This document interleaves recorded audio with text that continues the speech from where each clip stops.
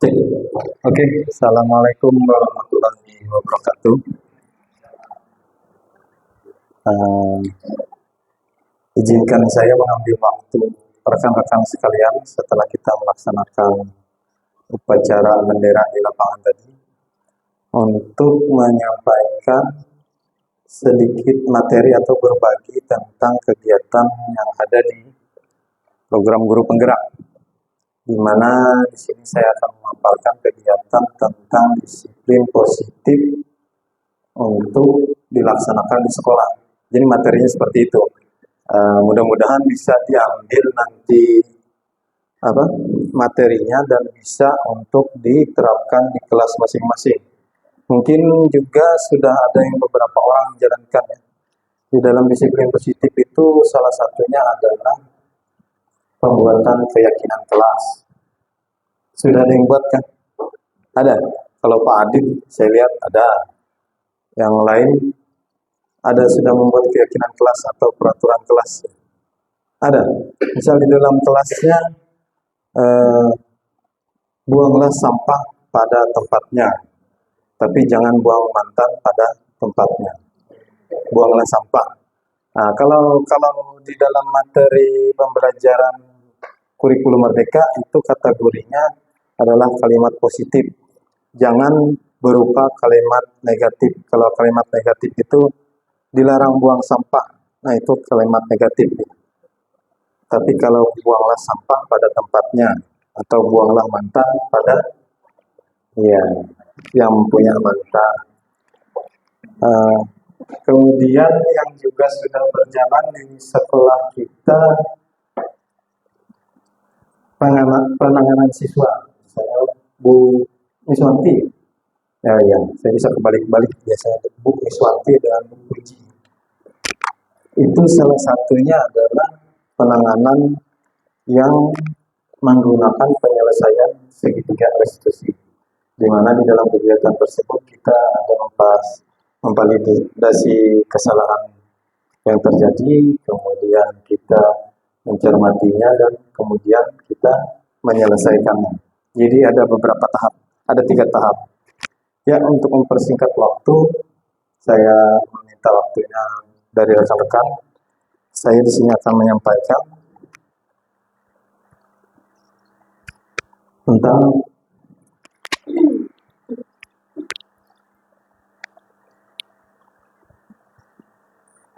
aksi nyata pada modul 1.4 dalam kegiatan program calon guru penggerak angkatan 11. Jangan dilihat tangannya, lihat tulisan.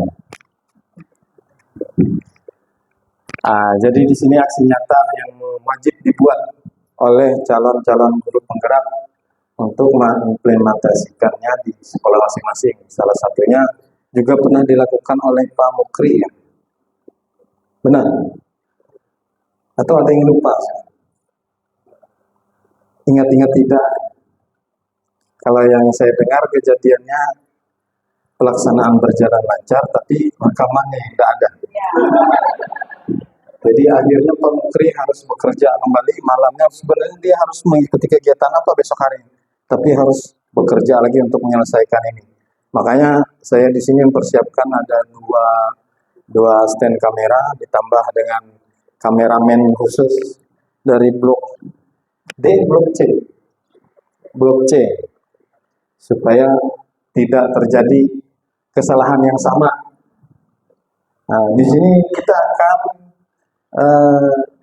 sedikit mempelajari tentang aksi nyata yang diterapkan di dalam kegiatan guru penggerak, yaitu pada modul terakhir ya, di dalam modul satunya, jadi modul 1.4 modul terakhir. Jadi wajib ada aksi nyata seperti ini, di mana materinya di situ adalah diseminasi atau penyebaran pemahaman dan penerapan budaya positif. Dari kata-katanya aja sudah jelas bahwa ada budaya, ada positif. Budaya itu kalau dalam KKB itu berarti kebiasaan, suatu kebiasaan yang ada di tempat tersebut atau daerah tersebut. baik itu budaya lokal, budaya regional, sampai internasional. Jadi masing-masing seperti kita di Terusan ini masih masuk dalam lokal. Jadi ada budaya di sini di dalam Tran, suku yang ada di sini ada suku Bali kan, ada suku Jawa, ada suku apa lagi? Dayak ada. Di sebelah mana? Oh, Mas. Berarti dia posisinya di sekolah. Ah. Cuma gabung kayaknya. Gabung. Jadi seperti itu. Banjar juga ada sebenarnya, cuma tidak terlalu banyak. Jadi seperti itu. Kultur-kultur yang ada di daerah setempat itu dijadikan suatu pembelajaran di mana itu bisa dipetik. Itu maksudnya, budaya itu. Di sini positif, jelas ya. Kalau positif berarti maknanya adalah hal-hal yang baik. Betul, Bu Sri? Nah, ini kan guru bahasa Indonesia kita. Mohon maaf kalau salah ya penyampaian. Jadi kurang lebihnya seperti itu. Berarti apapun budaya yang ada di situ yang bisa kita ambil dan kita maknai dan berbau positif atau baik, itu bisa kita gunakan dalam pembelajaran. Contohnya, kalau di dalam Dayak, di dalam suku Dayak itu ada namanya tarian Manasai, mungkin rata-rata pernah dengar. Kalau penyambutan tamu atau orang luar datang itu kan biasanya itu. Di dalam tari-tarian itu pun sebenarnya ada makna. Ada makna kalau kita kaitkan dalam kurikulum Merdeka ada namanya kolaboratif. Kolaboratif apa?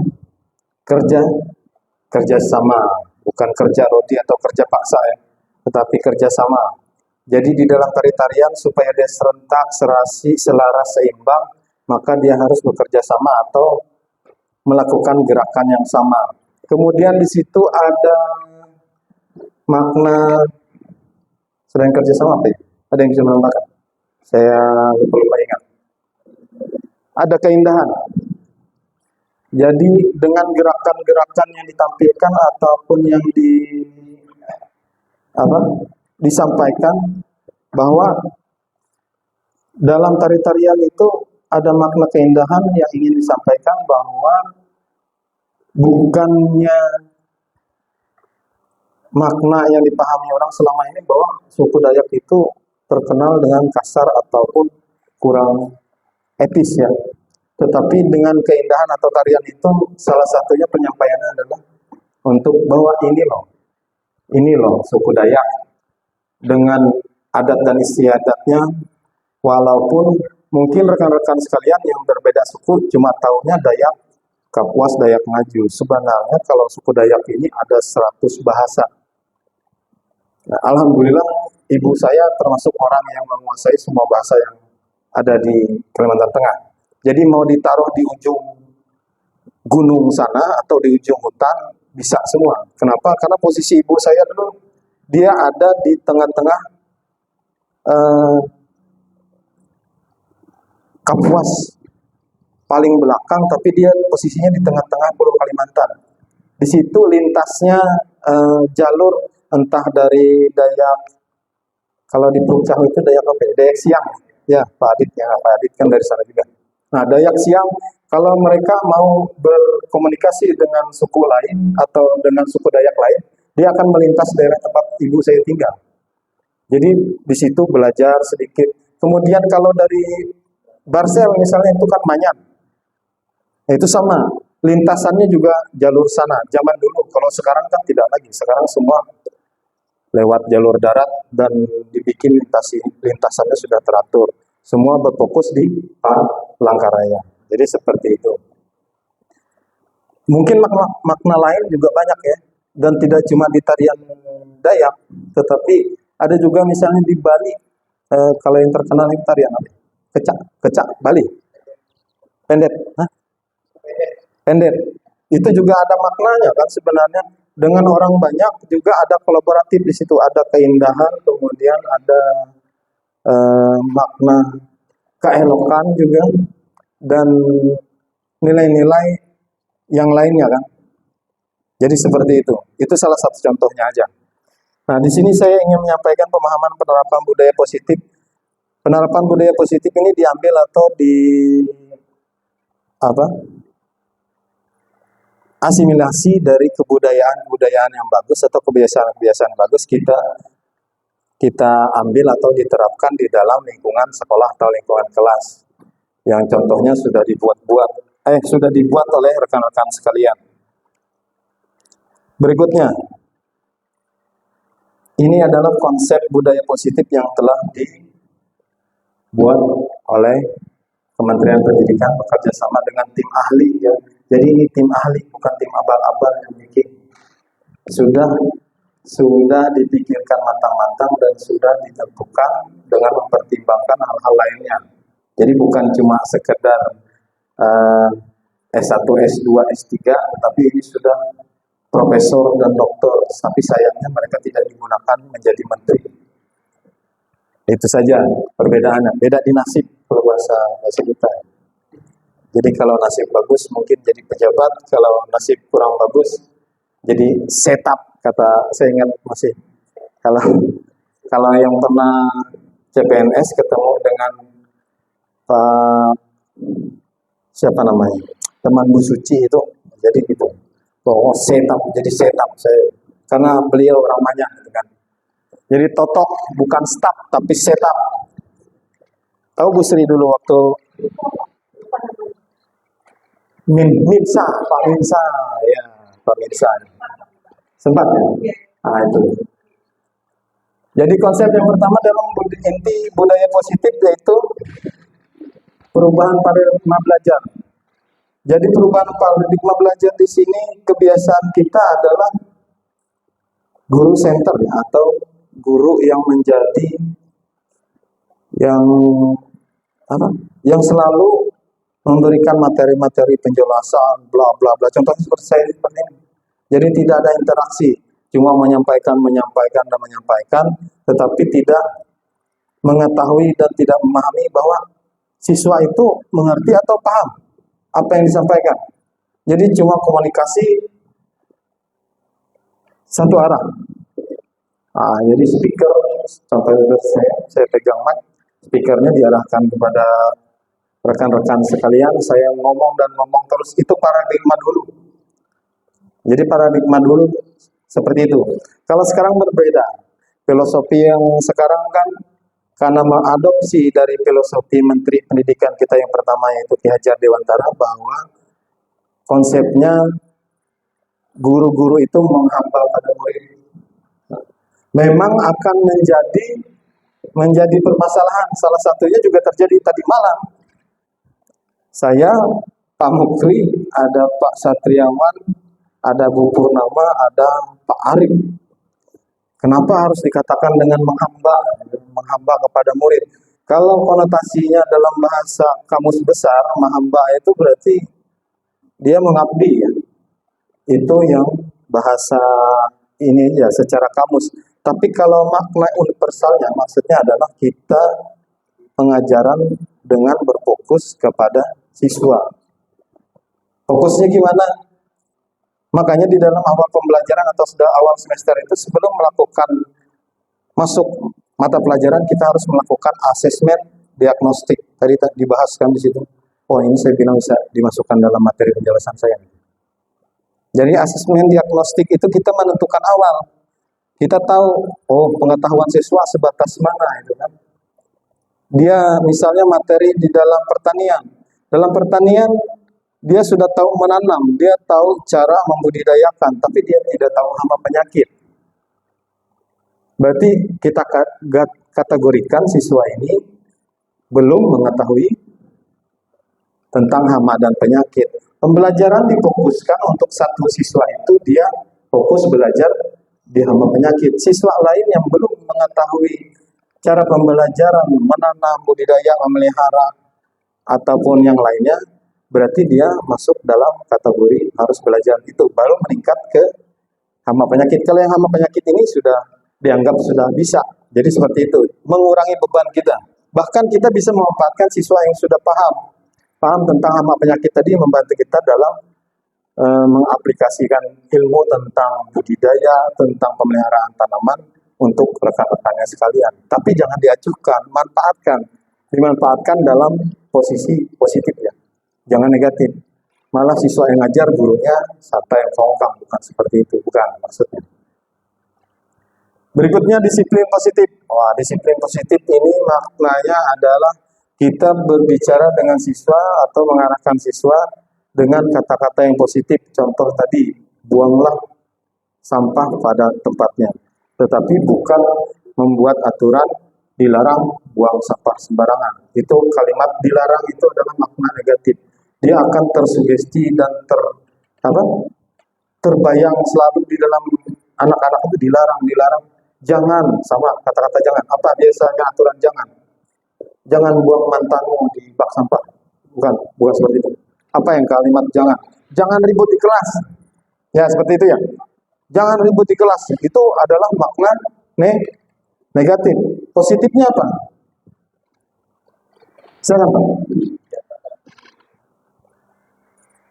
Kata lain dari dilarang ribut di dalam kelas.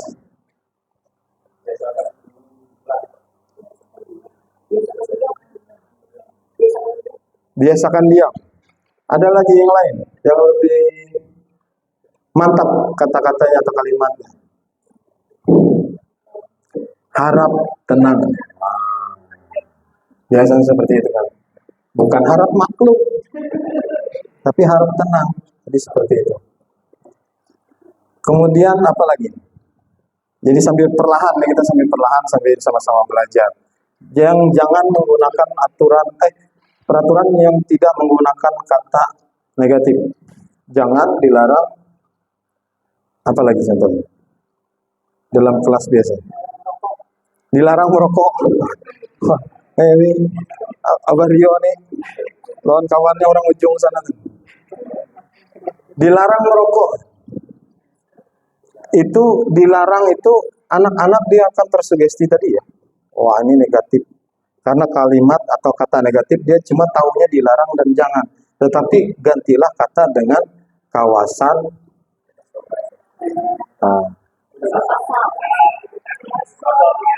Kalau kawasan bebas asap rokok berarti no sama dengan jangan.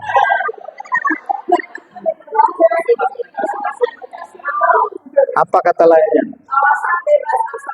Berarti asapnya bebas di situ. Apa?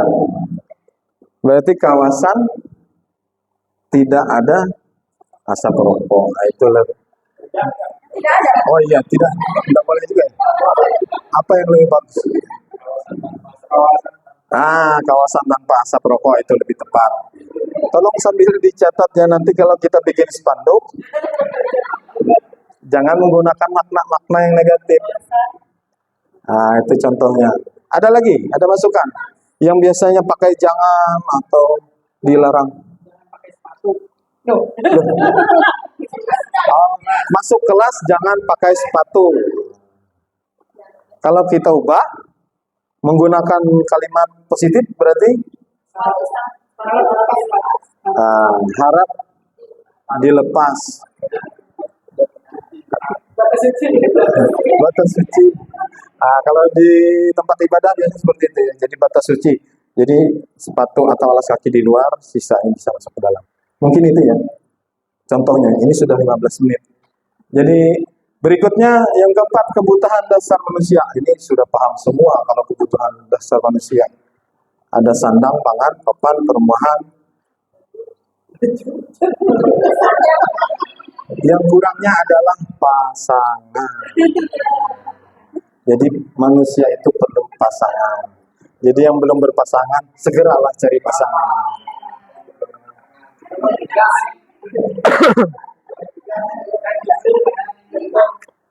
Siapa satu? 1, 2. Oh iya, Pak saya. Iya. Saya tadi terfokus dengan Bu Birla dan Pak Putu aja. Ternyata ada Cilina, ada Bu Sri yang juga. Wah, Pak Miwal langsung bersemangat. Kemudian motivasi perilaku manusia. Motivasi perilaku manusia ini tadi, kita perlu menyemangati murid-murid kita atau memberikan arahan yang bagus. Misalnya dengan menggunakan kata-kata positif.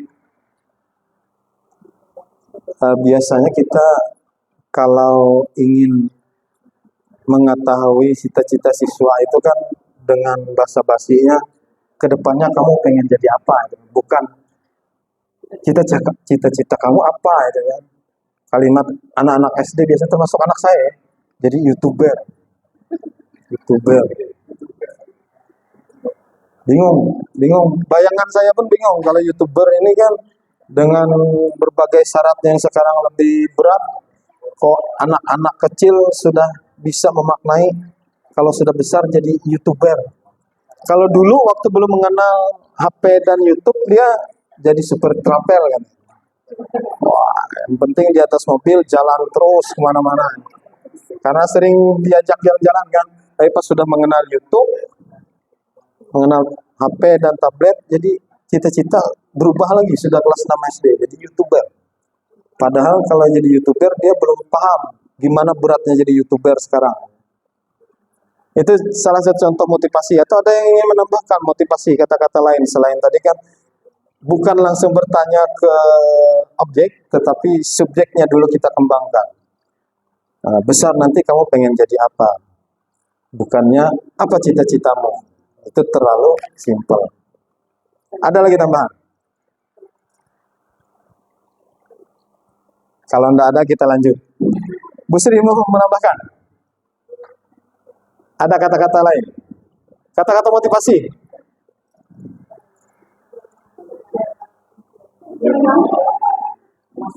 Enggak, saat kita berdialog maksudnya. Kalau kita berdialog dengan siswa untuk memancing makna yang ada dalam pemikirannya, tapi bukan kita langsung tembak, bukan. Jadi seperti itu.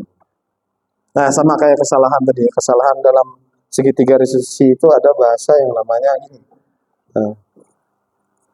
Bapak pun kalau seperti itu akan mungkin berbuat seperti kamu, tetapi karena Bapak tahu salah, maka itu tidak Bapak lakukan. Itu contohnya.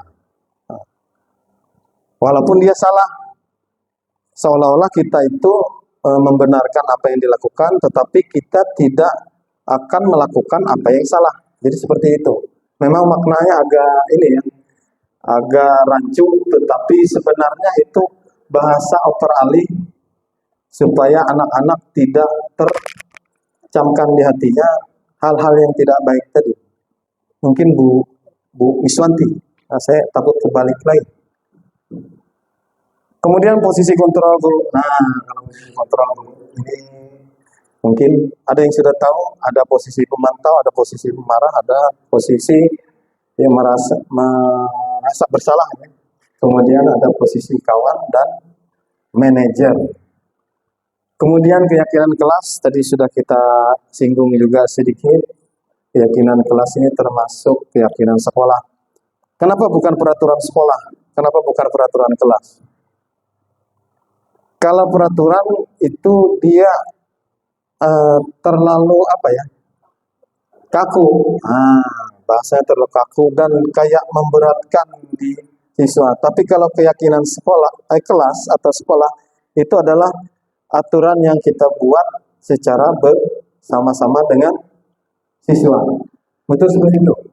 Atau di sini gurunya aja buat, kelas kita gini. Kalian harus gini. Enggak kan? Tapi kan dibahas sama-sama kan. Ya alhamdulillah. Berikutnya adalah segitiga restitusi. Segitiga restitusi ini adalah penyelesaian masalah yang terjadi dengan siswa. Dan tidak cuma dilakukan oleh guru BP ya, tetapi guru mapel juga. Misal terjadi di kelas. Terjadi di kelas itu diselesaikan oleh guru yang ada di kelas itu dulu. Kalau berat baru melangkah ke guru BK atau guru BP. Berat lagi baru ke Pak Mufri gitu kan. Nanti kalau berat lagi baru ke Pak Miwan gitu.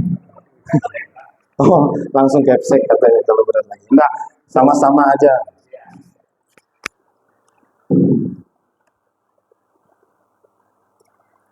Ini yang saya jelaskan tadi. Perubahan paradigma belajar adalah pembelajaran dengan paradigma yang merupakan pembelajaran yang dirancang berdasarkan prinsip pembelajaran berdiferensiasi. Jadi tadi kita lakukan asesmen bahwa oh ini siswa ini sudah menguasai ini, siswa berikutnya belum menguasai ini, siswa ini sudah menguasai ini, yang lain belum. Jadi kita katalogkan masing-masing, memberi materi pun disesuaikan dengan pengetahuan dan kemampuan siswa tersebut. Jadi seperti itu. Dan itu sebenarnya membuat kita lebih simpel ya dalam pengajaran. Tapi kalau kita ngajar siswa itu sudah bisa sebenarnya, kita tetap aja ngajar dari awal. Mengajar dari awal, jadi semuanya diajarkan ini kan. Bukan seperti itu konsepnya kalau kurikulum merdeka sebenarnya.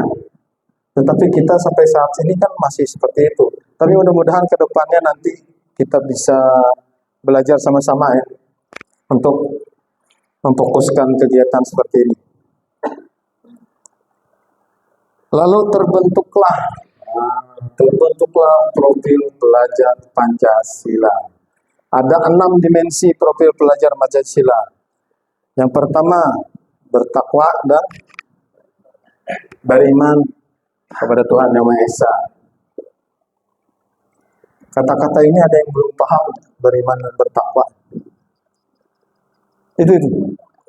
Kurang kecil, kurang besar ya. Jadi ada beriman dan bertakwa kepada Tuhan Yang Maha Esa, kemudian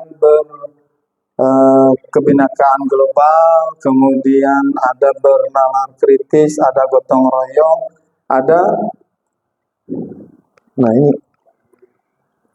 mandiri, mandi makan sendiri.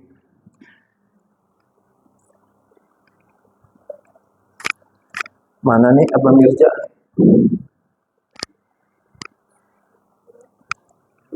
Berkebinekaan global,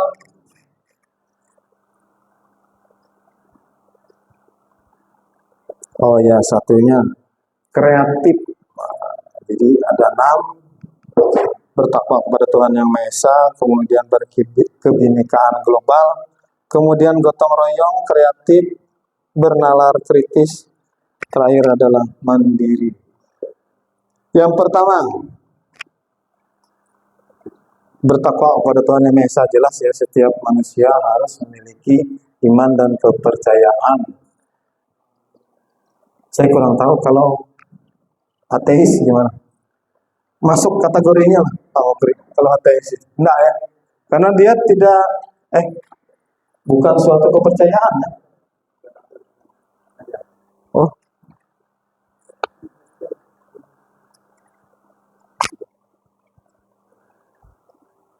Kalau ateis saya kurang tahu. Ateis itu percaya pada Tuhan Yang Maha Esa seperti itu, atau tidak memiliki agama aja? Tidak percaya adanya Tuhan. Oh iya. Yang cuma percaya kepada Tuhan tapi tidak ada kepercayaan itu apa ya? Lupa. Ada juga sebenarnya kayak gitu. Dia percaya dengan Tuhan tetapi dia tidak masuk kategori agama yang ada di ini. Kepercayaan. Oh. Believe it. Nah, ini, ya.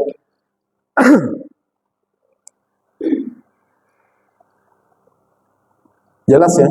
Jadi siswa atau murid itu diharapkan yang memiliki kepercayaan dan bertakwa kepada Tuhan Yang Maha Esa. Kalau menurut saya ini tidak bisa diukur ya, namanya bertakwa itu pribadi. Kemudian berkebinekaan global. Nah, berkebinekaan global ini maksudnya dia siswa itu wajib memahami dan mengetahui baik kultur daerah sendiri ataupun kultur daerah luar. Kemudian sebenarnya ini harus masuknya ke dalam bernalar kritis. Menurut saya, dari berkebinekaan global itu masuk ke dalam bernalar kritis. Nalar kritis ini maksudnya adalah dia bisa mengadopsi, bisa menggunakan, bisa memakai, bisa mencontek, tetapi dia punya filter, dia punya saringannya. Kalau semua budaya digunakan dan dipakai, ya terjadilah HP di depan dengan blit lampu, lalu siswa yang dia sebenarnya berjilbab, lalu lepas di rumah itu kan, di rumah maksudnya, lepas jilbab bikin konten gitu kan. Itu sebenarnya budaya luar, tetapi karena diasumsikan dan tidak memiliki filter, maka lepasnya seperti itu. Kemudian kalau bergotong royong, jelas gotong royong ini dalam bahasa lainnya adalah kolaboratif, bekerja sama. Kemudian kreatif. Kreatif ini siswa bisa berpikir ke depan. Dia lebih maju pemikirannya, lebih berkembang. Jadi tidak stagnan atau bahasa lainnya seperti kura-kura dalam tempurung. Jadi di situ aja mandek. Kalau anak rumahan ya rumahan gitu kan. Dia tidak mau berkembang dan tidak mau mempelajari ilmu yang dari luar atau kebiasaan dari luar, tidak mau mengadopsi. Misal dalam kemajuan teknologi dia tidak mau mengikuti. Tapi kalau kemajuan gigi dia operasi, gitu kan. Salah seperti itu.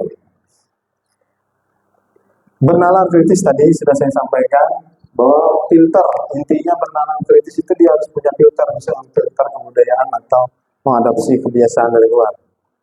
Memang tidak salah, kayak kemajuan teknologi internet, itu tidak salah. Cuma penggunaannya sesuai atau enggak untuk seorang siswa. Kalau bapak-bapak mungkin tidak masalah ya, dia menggunakan internet untuk kebutuhan pribadinya, entah untuk apa itu kan. Silahkan aja membayangkan sendiri untuk apa itu. Tapi kalau siswa itu perlu kita batasi dan perlu kita arahkan. Yang terakhir adalah mandiri tadi. Nah, mandiri ini maksudnya bukan cuma dia bisa melakukan apa yang ingin dilakukan, bukan. Dengan sendiri, bukan. Tetapi dia berani melakukan dan mengambil keputusan, tetapi dia juga harus berani bertanggung jawab. Kan sering terjadi seperti itu. Kayak film-film pernikahan dini pernah nonton nggak?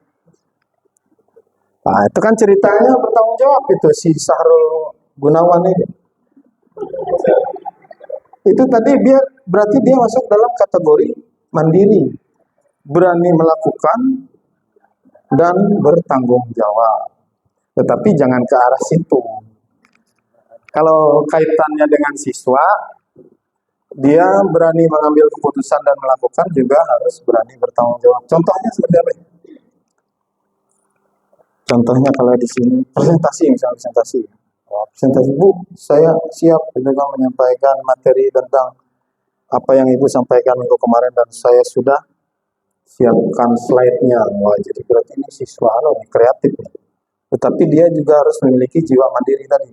Misalnya, materi yang disampaikan harus sesuai dengan konten yang diminta. Jangan kontennya di luar dari konsep. Kalau di luar dari konsep berarti dia harus bertanggung jawab atas apa yang telah dia buat atau lakukan. Seperti itu. Sampai sini ada pertanyaan? Nggak ada. Sambil dicicipi makanannya. Berikutnya adalah miskonsepsi. Jadi selama ini guru-guru atau para pendidik kebanyakan ada yang salah pemahaman dengan yang pertama di sini ya, mengontrol murid. Ini contoh mengontrol murid. Guru itu berkeinginan misalnya siswa itu harus atau ingin menjadi baik dengan cara selalu diarahkan, tetapi sesuai dengan kontrol guru. Itu dulu. Contohnya seperti apa?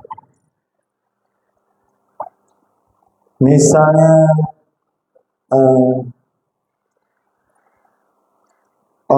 kamu harus menjadi siswa yang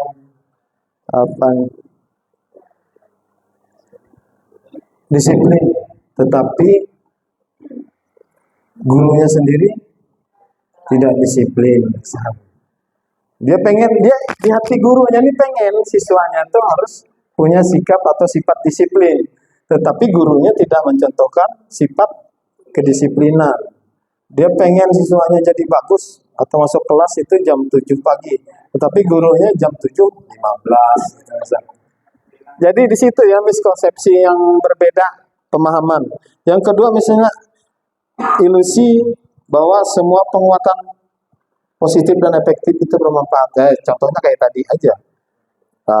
Dengan memberikan arahan atau pemikiran bahwa kamu harus bersikap disiplin dengan cara turun tiap pagi minimal kalau masuk jam 7 kamu datang ke sekolah harus jam 6.30 misalnya. Tetapi siswanya datang, gurunya belum ada atau masih di rumah. Jadi di situ kadang-kadang salah pemahaman ya. Jadi sebenarnya kalau kita ingin memberikan mengarahkan siswa jadi disiplin atau baik, harusnya kita sendiri pun memberikan contoh yang baik. Nah, yang ketiga di sini ilusi bahwa kritik dan membuat rasa bersalah mampu menguatkan karakter. Itu juga salah. Nah, misalnya siswa kita tegur saat dia ribut di kelas ya misalnya. Saat pelajaran kita memberikan materi pelajaran, siswa ada yang ribut, langsung kita salahkan dengan kalimat yang monohok. Kamu jangan ribut, yang lain terganggu. Itu kan sudah menggunakan kata-kata atau kalimat negatif, tapi gunakan bahasa yang positif, yang bahasa halus. Nanti kalau mau belajar bahasa halus dengan Bu Kartini yang paham bahasa halus.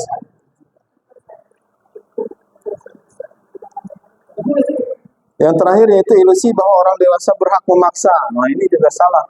Bahwa orang tua atau orang yang lebih dewasa dia bisa mengarahkan atau menentukan orang yang lebih muda.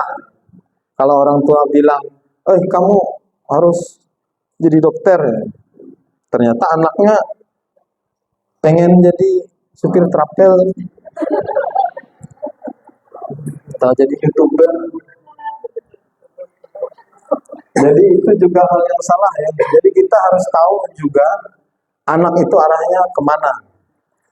Kita sebagai orang tua tinggal memberikan titik-titik ataupun pijakan-pijakan untuk dia ke arah cita-citanya. Jadi seperti itu. Bukan karena orang tuanya nih pengen jadi anaknya jadi pengen dokter lalu memaksakan padahal anaknya sendiri tidak suka ke arah situ. Yang keren itu bilang ini Siti Nurbaya. Jodoh menjodohkan. Kamu harus menikah dengan Datu Marlinggi, Datu Singgi, Datu apa? Tetapi anaknya sebenarnya sudah punya pilihan, itu kan, punya pilihan sendiri. Jadi sikap orang tua yang mencontohkan seperti itu juga salah. Jadi itu tuh adalah contoh pilihan yang salah ya. Jadi jangan memaksakan kepada anak didik kita atau anak sendiri, tetapi kita sebagai orang tua ataupun pendidik berikan alurnya. Nah, ibaratnya kalau kita ini tukang tabas rumput bahasanya. Jadi kita nih, Pak mau jalan mana yang dibikin itu kan. Jadi kita nih merintiskan jalan itu. Jadi seperti itu contohnya. Jangan malah saya mau ke Lupak Pak, malah dibikin ke Belanti jalannya. Jadi bukan seperti itu contohnya. Tapi kita harus membukakan jalan kemana arah dan tujuan dari anak tersebut. Ini mengubah paradigma stimulus respon ke pendekatan teori. Ini sama dengan positif negatif juga. Jadi kalau stimulus respon itu dengan kata-kata, dengan pemikiran orang dewasa, inginnya anak itu seperti ini. Realitasnya kalau stimulus respon, orang tua misalnya berkata, kamu harus jadi dokter. Realitasnya atau kenyataannya pengennya seperti itu. Orang dewasa atau orang tersebut berpikir dengan dia berkata seperti itu, maka anak akan mengikuti apa yang dikatakan. Sama, dia kira sama pemikirannya seperti itu. Padahal kalau kenyataannya atau kebutuhannya berbeda. Jadi ini adalah apalah bahasanya kayak bubur, silakan bubur. Jadi bahasanya perbedaan itu apa ya? Ini yang salah, ini yang kenyataannya. Nah, jadi seperti itu. Nah, jadi orang dewasa menentukan arahnya, pengen memaksakannya seperti ini, semua orang melihat yang sama, gitu kan? Jadi supaya orang itu memandang apa yang kita arahkan itu, pemikiran kita itu dengan orang yang melihat sama. Padahal kenyataannya berbeda, serupa tapi tak sama. Bukan itu kata-katanya. Keinginan saya seperti ini, tapi kenyataannya anak itu dia tidak seperti apa yang kita harapkan. Beda dengan, jadi stimulus respon bahasanya, stimulus respon, tapi sebenarnya apa yang diungkapkan, apa yang disampaikan, arahan saya seperti ini, harapannya sama, padahal kenyataannya dia berbeda pandangan. Ini bisa dipahami kan? Bahasa bolak-balik aja nih. Nah, disiplin positif berasal dari kata disiplina. Ada yang tahu disiplina dari mana? Bahasa?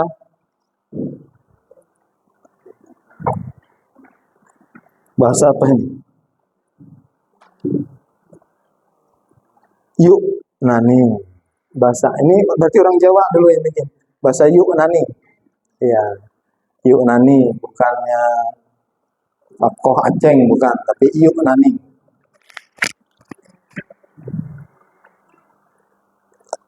Ini kurang lebih dengan makna mandiri ya, kalau saya lihat.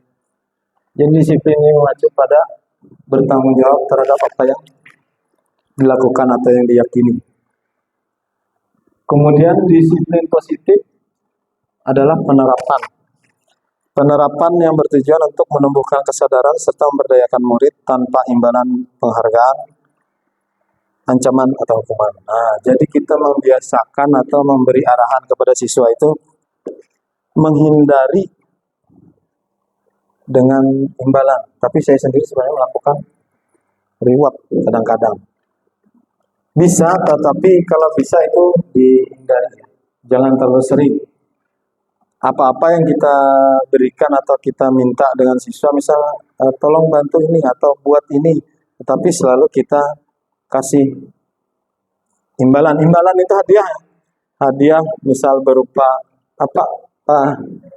Biasanya Pak Niwah, untuk membantu ini saya kasih hadiah, misalnya ada bingkisan lah nanti gitu kan. Tetapi kadang-kadang memang bisa terjadi seperti itu ya. Anak-anak tidak akan aktif dan kritis dia kalau tidak ada imbalan. Nah, tetapi harapannya di dalam kurikulum Merdeka ini itu dihindarkan. Jangan terlalu membiasakan siswa untuk apa-apa yang dilakukan itu selalu mendapat hadiah. Bisa aja hadiah cuma berupa pujian misalnya, sanjungan yang tidak berlebihan. Itu rewardnya bisa seperti itu. Tapi kalau bisa dihindari. Jadikanlah itu sesuatu yang menjadi kebiasaan mereka. Nah, misalnya kamu harus masuk sekolah jam 7 pagi misalnya kan. Kalau kamu masuk nanti Bapak beri hadiah atau ada mendapatkan medali apa itu kan, atau mendapatkan sertifikat, bukan seperti itu. Jangan seperti itu. Tetapi jadikanlah itu kebiasaan yang memang rutin mereka ya. Jadi dengan kebiasaan-kebiasaan turun masuk pagi, maka itu akan menjadi karakter anak tersebut. Bukan sesuatu yang terjadi karena paksaan atau karena mendapatkan imbalan atau hadiah. Berikutnya disiplin positif. Sebagai guru, tujuan kita dalam menciptakan murid yang memiliki disiplin diri sehingga mereka berperilaku mengacu pada nilai-nilai kebajikan universal dan memiliki motivasi intrinsik dalam perubahan perilaku arah yang lebih baik. Ini sama aja penjelasannya. Tidak paham?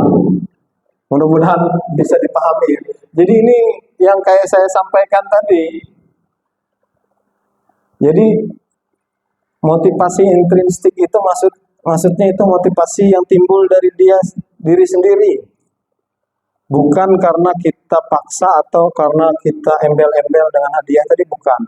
Dengan kita membuat kebiasaan pada mereka, maka eh, anak itu sudah menjadi ciri khasnya atau memang ada dari dirinya. Misal kebiasaan bangun pagi, berangkat pagi, bukan karena paksaan, karena ketakutan kalau kamu terlambat misalnya lewat dari jam 7 pagi, maka kamu tidak bisa masuk kelas atau tidak bisa masuk sekolah karena pintunya dikunci. Tetapi kalau dia memang terbangun dari dalam dirinya sendiri atau kebiasaan dalam sikap dan perilakunya, maka itu tidak akan menjadi suatu permasalahan. Otomatis dia hadir ke sekolah memang karena keinginannya, sudah jadi kebiasaannya, walaupun tidak disuruh, dan ataupun dia sudah lulus, nanti dia dewasa akan tetap bangun pagi terus, jam 7 pagi, atau kalau di dalam kami muslim misalnya, sholat subuh misal jam 4, itu kan kalau sudah kebiasaan, walaupun tanpa dibangunkan atau tanpa pakai alarm, otomatis akan bangun, walaupun setelah sholat tidur lagi, itu kan.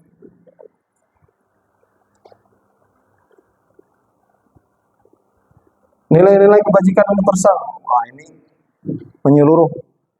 Jadi nilai kebajikan tadi yang sama-sama seperti kita bahas, bahwa menggunakan kata-kata positif di dalam penyampaiannya supaya anak-anak itu terasumsi dan menjadi kebiasaan. Ini tadi 5 kebutuhan dasar manusia. 1, bertahan hidup. Isinya ada kesehatan, ada rumah, ada makanan. Ini umum aja ya. Seharusnya ada 6, makanya tadi saya tambahkan 6 adalah pasangan dari kebutuhan itu.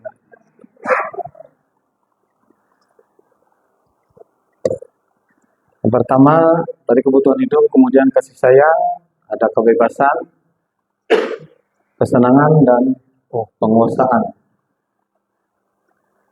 Ini sebenarnya ada kalimat-kalimat ininya ya, contohnya, tetapi di sini tidak saya sampaikan, takutnya nanti tidak cukup waktunya, jadi tidak saya bikin slide-nya. Kalau yang berkaitan ini ada yang ditanyakan, ada yang bingung maknanya dari ini.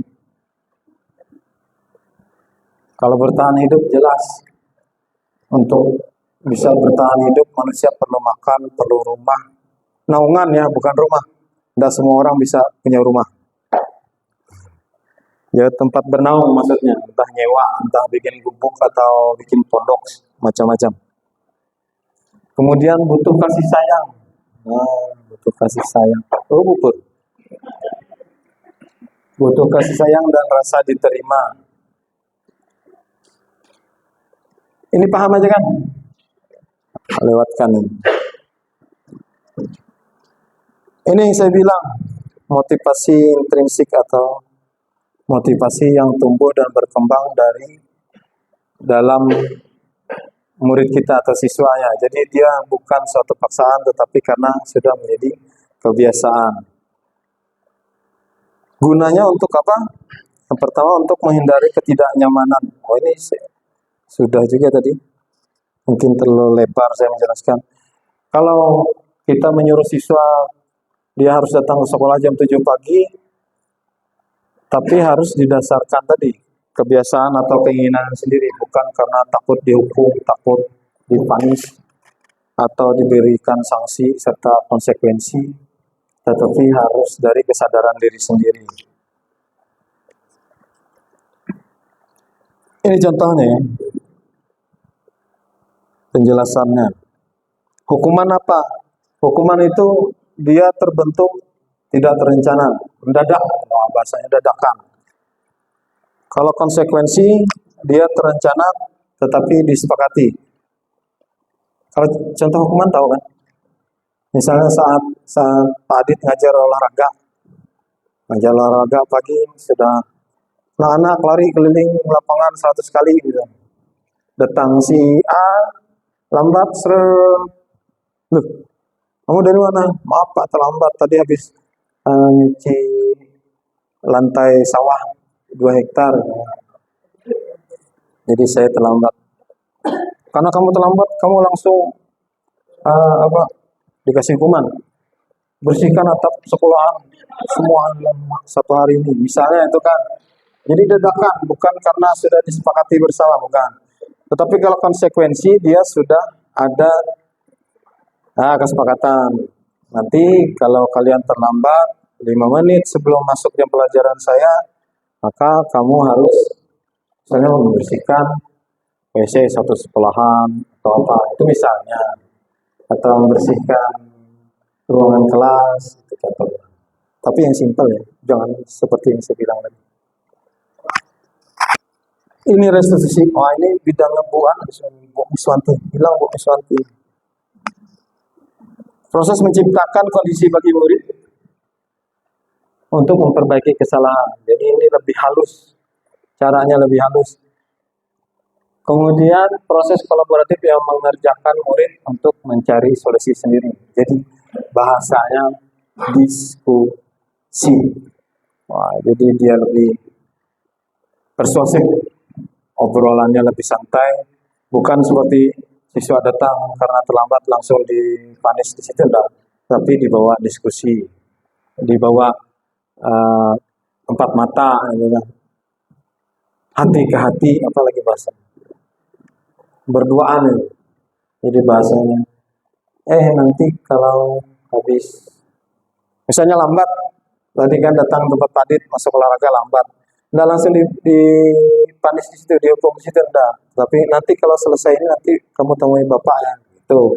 Dia tetap aja ikut pelajaran, ikut olahraga. Ini nanti tunggu kamu kena, bukan situ, bukan. Nah, tapi nanti temui bapak, gitu kan. Lalu berdialog lah. Makanya ada segitiga restitusi itu ada 3 bagian. Oke, nanti kalau saya jelaskan di sini, ternyata balik lagi. Lanjut.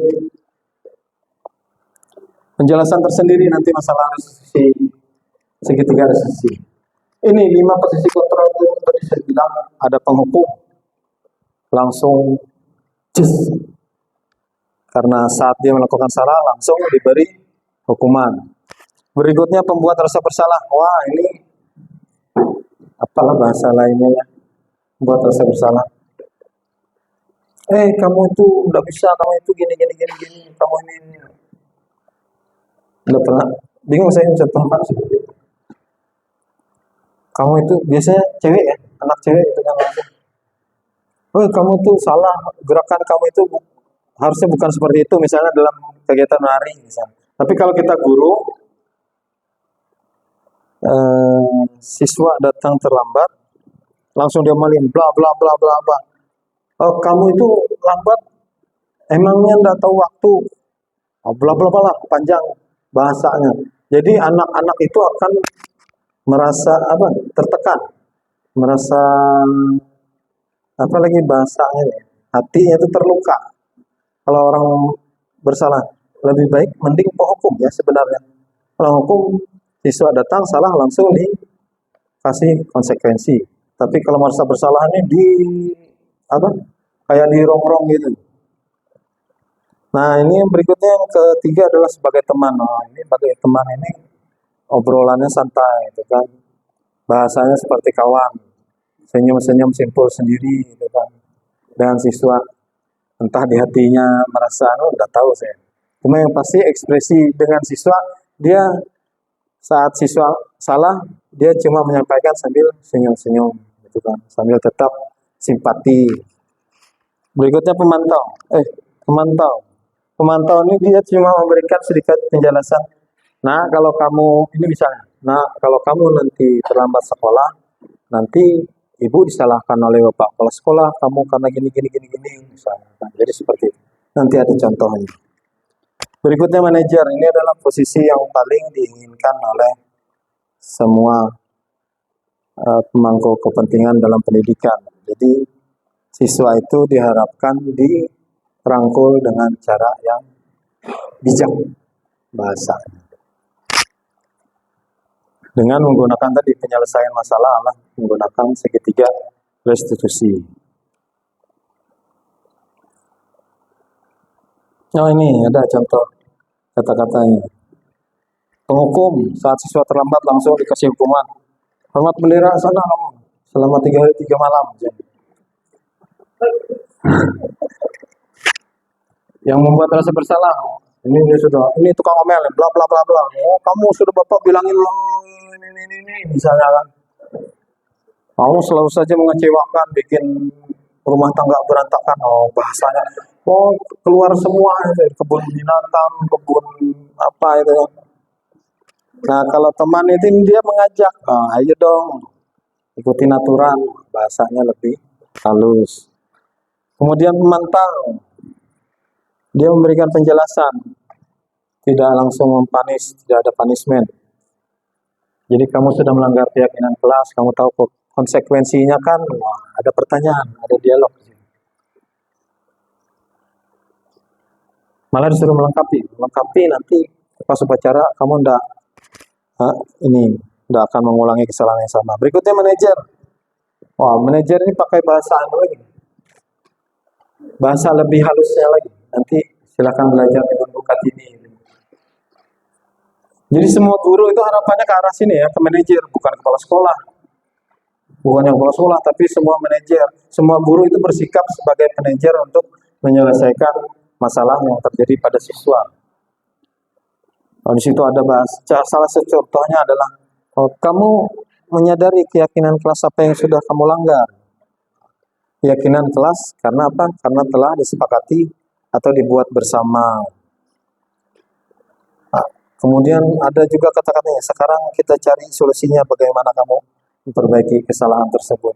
Jadi anak memberikan penyelesaian masalah atas idenya sendiri, bukan kita. Bukan kita yang ngasih tahu. Oh, kamu nanti sepeda terlambat, bangun pagi, harus lebih cepat daripada ayam berkokok. Bukan. Tetapi kita bertanya, gimana kamu cara menyelesaikannya ini nanti? Supaya kamu tidak terlambat lagi, gimana? Oh, nanti saya akan menggunakan alarm, Pak, atau minta bangunkan kakak saya, itu kan bisa seperti itu.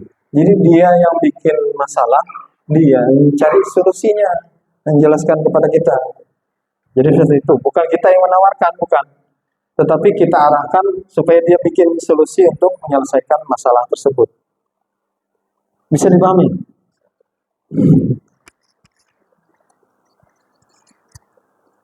Kita lewat aja, nggak usah pakai video.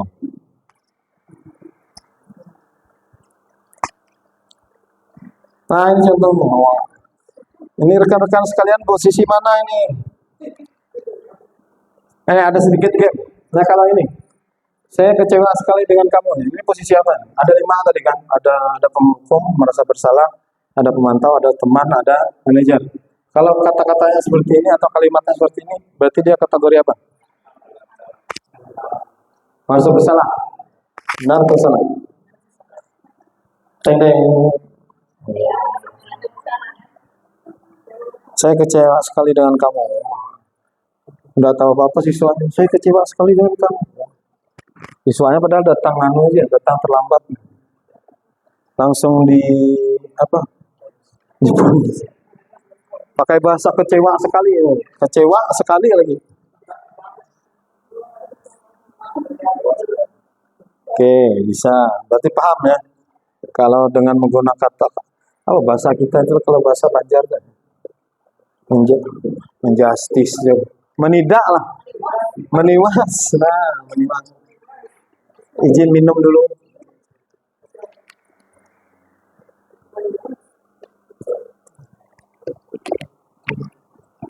Meniwas. Kalau menidak itu bahasa apa ya? Menidak. Sebarito. Nah, ini. Kalau ini kamu tidak pernah benar melakukannya. Kalimatnya seperti ini. Kamu tidak pernah benar melakukan. Masuk kategori apa?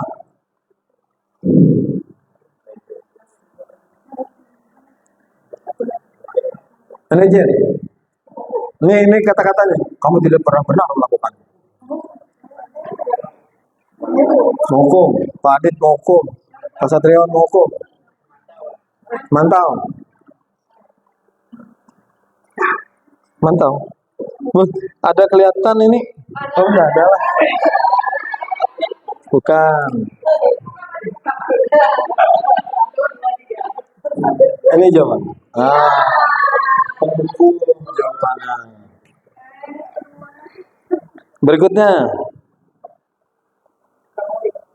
Kamu tidak pernah mendapat nilai jika tidak mengerjakan tugas. Dia menjelaskan, kamu tidak akan mendapat nilai kalau kamu tidak mengerjakan tugas. Posisi apa? Penghukum, merasa bersalah, memantau, teman atau manajer? Bu Sri, mantau. Boy, Pamiwa, mantau. Pak Satriawan? Hah? Mantau. Buyul?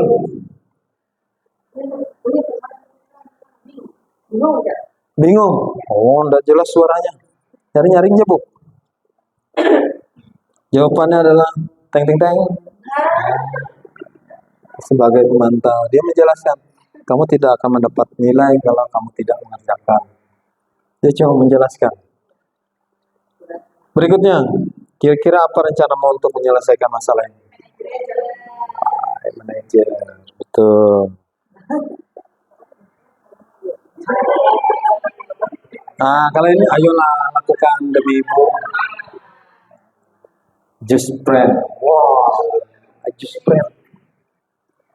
Only friend, just friend. Bu Puji. Friends, oh friends. Oh iya, ada dua kalau bahasa Inggrisnya. Lupa sih.